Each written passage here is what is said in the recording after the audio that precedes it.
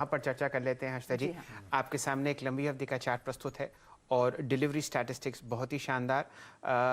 सितंबर की एक्सपायरी में अभी आप समझिए सिर्फ 2 ही दिन निकले हैं और 6.25% फ्यूचर्स में ये काउंटर रिकॉर्ड हाई पर ट्रैक कर ही रहा है। मानस जायसवाल साहब, जरा टेम्परेचर चेक करिए एसआरएफ की चार्ट का और बताइए ये कहाँ जा रहा है। देखिए, एक ब्लैक पैटर्न का ब्रेकआउट हमें 2 दिन पहले एसआरएफ में देखने को मिला था, जब स्टॉक ने 9,200 के स्तर ब्रेक किए थे। मेरा समझना है कि यहाँ पर कम से कम 10,400 तक के स्तर देखने को मिल सकते हैं, 10,500 तक के स्तर देखने को मिलेंगे। तो बिल्कुल खरीदारी करने के मौके हैं। कभी कोई गिरावट मिले तो बेहतर लेवल्स रहेंगे, लेकिन अभी फिलहाल करंट लेवल्स पे अगर आप खरीदारी कर रहे हैं तो 9300 के नीचे स्टॉप लॉस रखिए और 10,500 के पोजिशन टारगेट सेट करके चलिए। पर ऐसा करते हैं आशीष जी, गौरांग शाह साहब हमारे साथ जुड़ चुके हैं। नमस्कार, शुभ दिन और शुभ प्रभात गौरांग जी आपको। एसआरएफ क्या जरूरत से ज्यादा अपनी वैल्यूएशन से बाहर निकल चुका है या यहां पर अभी भी आपके हिसाब से मोमेंटम बचा है स्टॉक प्राइस में? धन्यवाद शैल जी, और आप सभी को शुभ प्रभात और शुभ दिन। तो महंगा या सस्ता शैल जी, मैं जो मानता हूं वो एक नजरिया होता है, और अगर मैं लंबी अवधि की बात करूं तो जिस तरीके से नतीजे आए और इस क्षेत्र को लेकर के जिस तरीके से लोगों में रुचि बढ़ी है, मेरा ये मानना है कि मध्यम या लंबी अवधि के लिए ऊपर के दायरे और भी हो सकते हैं। और हमारा ये भी मानना है जियोजित में कि इस क्षेत्र में मेरे ख्याल से और कई सारे आपको एसआरएफ जैसे शेयर आगे बढ़ते हुए दिखाई देंगे, बशर्ते कि आपका नजरिया लंबी अवधि का हो। छोटी अवधि में क्योंकि एक बेहतरीन चाल दिखा चुका है ये स्टॉक, हो सकता है कि ऊपरी स्तर पर थोड़ी बहुत मुनाफा वसूली आए, लेकिन अगर समय की पाबंदी नहीं है आपके पास तो हम लंबी अवधि में बने रहने की राय देंगे अगर आपका निवेश है तो, और अगर नहीं है तो गिरावट पर खरीदारी भी कर सकते हैं। ओके, तो एसआरएफ, खैर आज इसकी बोर्ड मीट का इंतजार रहेगा, किस तरह का बोनस डोल आउट करते हैं। पर इस बोर्ड मीट से पहले स्टॉक ने बहुत अच्छी तेजी ध्यान रखी, ऑलरेडी डिलीवर करी, और कल ही चर्चा हो रही थी कि शायद ये 5 डिजिट में जाने की तैयारी कर रहा है।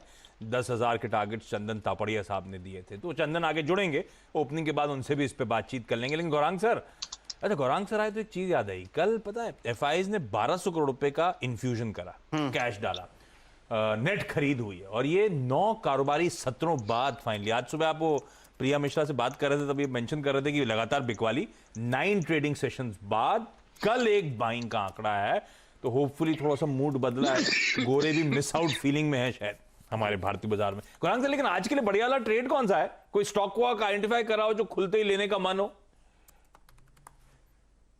बिल्कुल आशीष जी, और आपको सादर प्रणाम हमारे तरफ से। तो हमने देखा आईटी में चर्चा हुआ और आईटी ने बढ़त ली सूचकांक को इस स्तर पर आकर के खड़ा करने के लिए।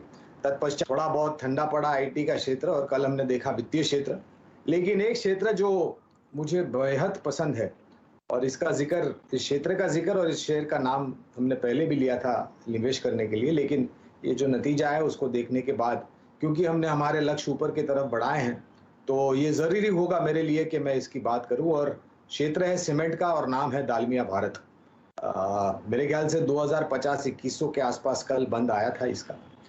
बहुत ही मध्यम अवधि में तीव्र गति से ये 2350 तक जाता हुआ दिखाई देगा। अगर समय सीमा है तो जल्दबाजी करके बेचने की तो राय नहीं होगी, उल्टा खरीदारी अगर करनी है, जेब इजाजत देती है और समय अनुकूल है आपके पास, तो आप बेशक यहां पर खरीदारी भी कर सकते हैं। गौरांग शाह साहब, बहुत ही लंबी अवधि से आपको लगातार दालमिया भारत सीमेंट पर लॉन्ग कॉल देते हुए दिख रहे हैं। ये काउंटर 3 डिजिट से पसंद आता हुआ शाह साहब को, और अब 2350 का एक मिड टर्म लक्ष्य बांधा है आपने। दालमिया भारत आपके सामने स्क्रीन पर प्रस्तुत है। शानदार मोमेंटम यहाँ पर आपने ट्रैक किया है। 3 महीने में ये काउंटर 24% ऊपर आपको ट्रेड करता हुआ दिख रहा है। तो ये तो बात हुई फंडामेंटल स्टॉक कॉल्स की, और बहुत बढ़िया तरीके से हर्षदा जी ने आपको बताया स्टॉक से न्यूज़ क्या थी। लेकिन ब्रोकरेजेस बेचारे सारी रात काम करते हैं, वो मिडनाइट ऑयल बर्न करते हैं। तो इसीलिए कंजम्पशन पावर का, ऑयल में पावर कंपनीज का फायदा नहीं होता। आजकल सब इलेक्ट्रॉनिक हो गया। हाँ, तो मतलब फायदा होगा। बिल्कुल। तो ऐसा करते हैं, यतिन जी को जोड़ते हैं और जानने की चेष्टा करते हैं आज की टॉप ब्रोकरेज रिपोर्ट कौन सी है। यतिन जी, कल एक अहम टेलीकॉम सेक्टर में कॉन कॉल हुई थी और तहलका मचता हुआ दिखा आपको शेयर प्राइस पर भारतीय एयरटेल के। बताइए ब्रोकरेजेस ने किस तरीके से उस कॉन कॉल को समझा और क्या कोई लक्ष्य में फेरबदल हुआ है भारतीय एयरटेल के? देखिए शैल जी, बहुत सारी